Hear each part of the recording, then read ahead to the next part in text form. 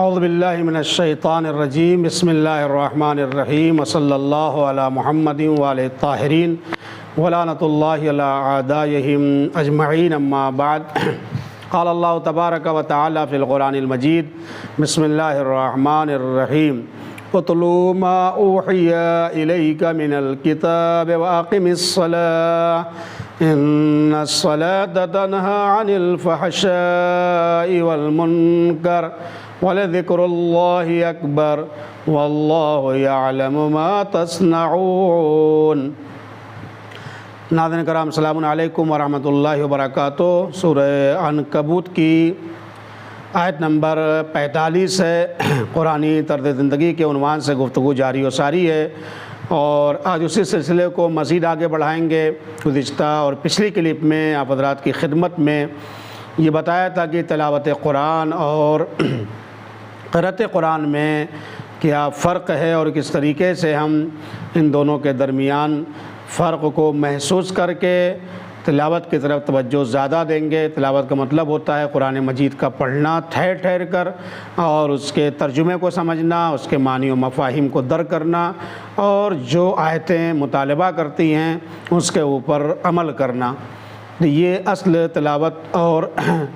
قرأت سے ہٹ کر کے تلاوت کو کہتے ہیں۔ اور یہاں پر رسول اکرم حضرت محمد مصطفیٰ صلی اللہ علیہ وآلہ وسلم نے ایک عظیم نقطے کی طرف توجہ دلایا ہے۔ مزید تلاوت کے مفہوم کو واضح کرنے کے لیے آپ نے فرمایا کہ اتلوا القرآن وابکوا وإن لم تبکوا فتباکوا، یعنی قرآن جب پڑھنا تو جس وقت بھی قرآن پڑھنا اس وقت تم رونا، گریہ کرنا، اور اگر تمہیں گریہ نہ آئے تلاوت قرآن کریم کے وقت تم رونے جیسی صورت کو بنانا۔ فتباکوا یعنی اگر رونا نہیں آتا ہے تو رونے جیسی انسان صورت کو بنائے۔ اس کا مطلب کیا ہے؟ یعنی تلاوت قرآن حزن کے ساتھ اور مغمون ہو کر کے کرنا چاہیے، ہنستے ہوئے، خدا نخواستہ تفریح کرتے ہوئے، ادھر ادھر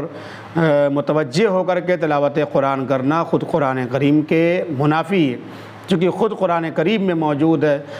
جب قرآن مجید کی تلاوت کی جائے تو اس قرآن کی کریم کی آوازوں کو سننا چاہیے۔ لہذا فرمایا،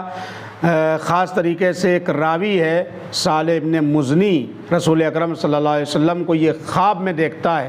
اور چاہتا یہ ہے کہ میں رسول اکرم صلی اللہ علیہ وسلم کو خوش کروں۔ قرآنی طرز زندگی والوں کی ایک خواہش اور تمنا ہمیشہ یہ رہتی ہے کہ کس طریقے سے اپنے ہادیان کی، اپنے پیشواؤں کی، اپنے رہبروں کی اس طریقے سے ہم کام کریں کہ جس سے ان کو خوشحالی حاصل ہو، یعنی ان کو خوش کرنا ہمیشہ ان کے مقاصد میں شامل ہے۔ لہذا جب خواب میں پیغمبر اکرم کو صالح مزنی نے دیکھا تو سوچا کہ ان کو میں کس چیز کے ذریعے خوش کر سکتا ہوں۔ ان کے دماغ میں آیا کہ رسول اللہ کو تلاوت قرآن بہت پسند تھی، لہذا میں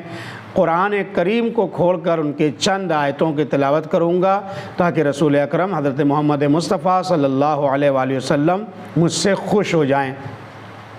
اب آپ غور فرمائیے، جب صالح مزنی نے تلاوت کرنا شروع کی اور تلاوت کو ختم کیا عالم خواب کے اندر، تو اس وقت کیا صورتحال اور کیفیت تھی آپ ملاحظہ فرمائیں۔ دیکھیے، خواب سچا بھی ہوتا ہے، جھوٹا بھی ہوتا ہے، ضروری نہیں خواب سچا ہو، لیکن ہمارے اعتقادی مسئلے کے اعتبار سے اگر کسی انسان نے خواب میں نبی، رسول، امام ان سب کو دیکھا ہے تو وہ خواب معمولاً سچا ہوتا ہے۔ اس کی خاص وجہ یہ، حالانکہ ظرفیت بھی آدمی کے اندر پائے جائے، ہر انسان یہ دعویٰ کرنے لگے تو یہ بھی صحیح نہیں ہے۔ چوراہے پہ چلتا ہوا آدمی اور بے معرفت اور بے علم اور ایک جاہل آدمی اس کا ادعا کرنے لگے تو یہ بھی صحیح نہیں ہے۔ ہاں، اللہ کے کچھ خاص بندے اور ایسے ریاضت والے اور پاکیزہ افراد رہیں دنیا میں کہ جن لوگوں نے معصومین کو دیکھا ہے خواب کے اندر، اور یہ خواب صادق اور سچا بھی رہا ہے۔ اس کے علاوہ آپ دیکھیں، اعتقادی لحاظ سے یہ بحث بھی ہوتی ہے کہ شیطان کو اللہ نے سارے اختیارات دیے ہیں کہ وہ کسی شکل میں آ جائے، لیکن جو اختیار شیطان کو، جو پاور حاصل نہیں ہے، وہ یہ ہے کہ کبھی بھی شیطان کسی معصوم کی شکل و صورت میں نہیں آ سکتا ہے۔ شیطان مختلف شکلوں میں متشکل ہو سکتا ہے، لیکن جس شکل کے اوپر اس کو اختیار نہیں ہے ویسا بننے کا، وہ معصومین علیہ الصلوۃ والسلام کے پاکیزہ چہرے ہیں۔ اس چہرے کے ساتھ ان کی شکل و شمائل میں کبھی بھی شیطان آ ہی نہیں سکتا، اس کو یہ پاور حاصل نہیں ہے۔ لہذا اس اعتبار سے اگر آپ دیکھیں تو انہوں نے جب یہ خواب دیکھا کہ رسول اکرم صلی اللہ علیہ وسلم آئے ہیں تو قرآن پڑھا، اور جب قرآن کو ختم کیا پڑھنے کے بعد رسول اکرم صلی اللہ علیہ وسلم ان سے مخاطب ہوتے ہیں اور یہ کہتے ہیں کہ تم نے تلاوت کی ہے، ہذہ القراءہ، یہ تلاوت کہاں، یہ تو قرات ہے، تم نے قرات کی ہے۔ وہ فرق بتایا میں نے کہ قرات کا مطلب ہوتا ہے ظاہری اوقاف و رموز کی رعایت کر دینا، بات اس کے معنی کیا ہے اس سے کوئی مطلب نہیں ہوتا انسان کا، وہ کیا قرآن ہم سے کہہ رہا ہے اس کے مطابق عمل کرنے کا کچھ نہیں سوچتا ہے وہ، تو یہ سب سے ہٹ کر کے خالی قرآن کا ظاہری طور پر پڑھ لینا یہی قرات ہے۔ لیکن تلاوت اس سے بڑھ کے، تو پیغمبر نے کیا فرمایا، ھذہ القراءہ، یہ قرات ہے، لیکن ایک اور کنڈیشن اس میں اضافہ کر دی، یعنی کیا، جب انسان تلاوت کرتا ہے تو معنی و مفاہیم کے سمجھنے کے ساتھ ساتھ محزون ہوتا ہے، مغمون ہوتا ہے، گریہ کرتا ہے، روتا ہے، اگر روتا نہیں تو کم سے کم رونے جیسی صورت بناتا ہے۔ تو چونکہ صالح مدنی نے گریہ نہیں کیا، محزون نہیں ہوئے، لہذا پیغمبر نے ان کو حالت خواب میں بھی ٹوک دیا، کہا ھذہ القراءہ، یہ تو قرات ہے، فائن البکا، گریہ کہاں ہے، اس تلاوت کے ساتھ تمہارا گریہ کہاں گیا، تمہارا رونا کہاں چلا گیا، تم نے تو کوئی گریہ نہیں کیا، کوئی غمناک نہیں ہوئے۔ ان القرآن، پھر پیغمبر نے فرمایا کہ ان القرآن تنزل یحزن، یعنی یہ قرآن جو نازل ہوا ہے یہ حزن کے ساتھ نازل ہوا ہے، یہ غم کے ساتھ قرآن کریم نازل ہوا ہے۔ فَإِذَا قَرَأْتُمُوهُ، جب تم قرآن کریم کی تلاوت کرو، فَتَحَازَنُوا، تم اپنے آپ کو مغمون کر دو، تم اپنے آپ کو حزن والا بنا دو، تمہاری کیفیت ایسی ہونا چاہیے کہ کوئی دیکھے تو محسوس کرے کہ ہاں یہ حزن ملال کی کیفیت میں ہے۔ یہ اور بات ہے کہ اگر بشارت والی آیتیں ہیں تو ضروری ہے کہ روئے، وہاں پر انسان کی حشاشت و بشاشت میں اضافہ ہوتا ہے کہ مجھے جنات کی بشارت دی جا رہی ہے، جنت کی نعمتوں کی بشارت دی جا رہی ہے، لیکن معمولاً وہ آیتیں جو عذاب کی آیتیں ہیں، خاص طریقے سے ان آیات کے بارے میں جس میں قیامت کے ہولناک منازل کے بارے میں بات کی گئی ہے، وہاں کے پس منظر کے بارے میں بتایا گیا ہے، وہاں کے حالات کے بارے میں بتایا گیا ہے، ان آیتوں کو سننے کے بعد انسان کو محزون ہونا چاہیے، چونکہ یہ قرآن حزن کے ساتھ نازل ہوا ہے۔ تو یہ بھی عرض کر دوں میں، ہر ایک غیر معصوم کا خواب ہمارے لیے معتبر نہیں ہوتا ہے، لیکن ہاں بہت سارے ایسے علماء ہیں، بزرگان ہیں جن کا خواب باقاعدہ سچا ہوا ہے اور صادق ہوا ہے۔ یہاں پر یہ بات عرض کر کے گفتگو کو تمام کرنا چاہوں گا، شہید اول کا نام سنا ہوگا، شہید اول سن 634 ہجری میں پیدا ہوئے ہیں، اور اسی طریقے سے آپ کو جو متعصب سنی تھے، جب آپ کے کردار اور کریکٹر اور کمال کو دیکھا تو آپ کے دشمن ہو گئے، شیعہ کے جرم میں آپ کو شہید کیا گیا۔ کہتے ہیں کہ جب زمانہ گزرا 169 سال کا زمانہ گزر چکا ہوا تھا آپ کی شہادت، یعنی آپ کو دفن کرتے ہوئے کیے ہوئے اتنا زمانہ گزر چکا تھا۔ اس کے بعد ایک شخص کے خواب میں آتے ہیں، وہ شخص جاتا ہے ان کے پاس اور کہتا ہے کہ مجھے ایک کتاب چاہیے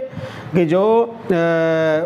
حلیہ مطہر نے لکھی ہے، وہ کتاب مجھے فقہ کے اوپر ہے، چاہیے آپ سے۔ انہوں نے دروازہ کھولا تو کہتے ہیں ان کے گھر پہ میں گیا تھا، حالت خواب کی بات ہے، اور 170 سال کا تقریباً زمانہ گزر چکا ہے۔ انہوں نے دروازہ کھولا، اندر گئے، کہا ٹھیک ہے ٹھہرو میں کتاب لے کے آتا ہوں، تو وہ 2 کتاب لے کے آئے، ایک روایات کی کتاب تھی اور ایک فقہی کتاب تھی۔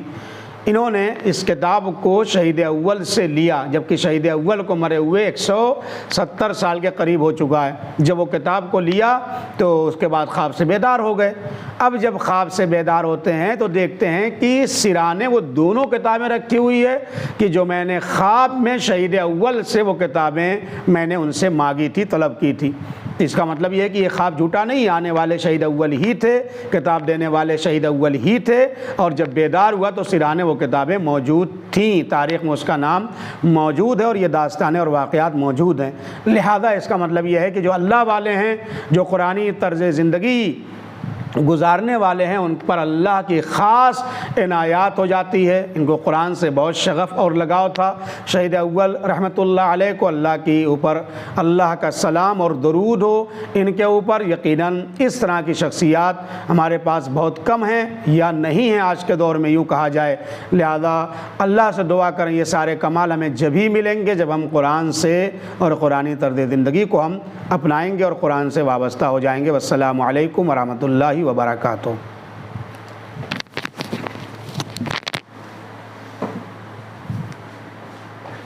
شکریہ۔